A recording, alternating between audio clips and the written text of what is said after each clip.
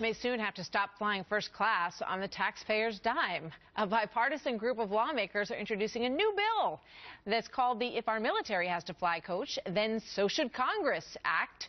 How about that idea, right? Great concept. Republican Congressman Walter Jones says members of the House and Senate should never secure their own luxury travel at taxpayer expense, but they especially should not do so when our nation is buried in $17 trillion of debt.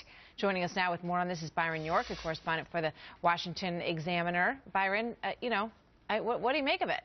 Martha, can you believe they didn't already have something like this? I can't. Congress actually has passed such measures for the executive branch, and members of Congress routinely get outraged when you hear that the Department of this or the Department that has, wasted millions and millions of dollars. But they don't have this requirement that if a member of Congress flies commercial, that they can only fly coach. They can't use taxpayer monies to purchase first-class tickets. So this bill is the first time they've tried this.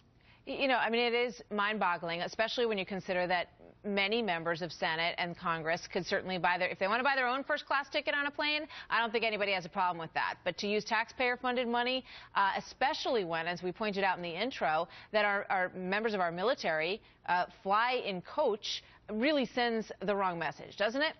Right, and Congress is also worried about what you mentioned at the first part of your question, which is that there are a lot of rich people in Congress. We have learned in the last year that more than half, for the first time, more than half of all 535 members of Congress have net worths of over $1 million apiece, and there are many of them who are very, very wealthy, who have their own jets, by the way.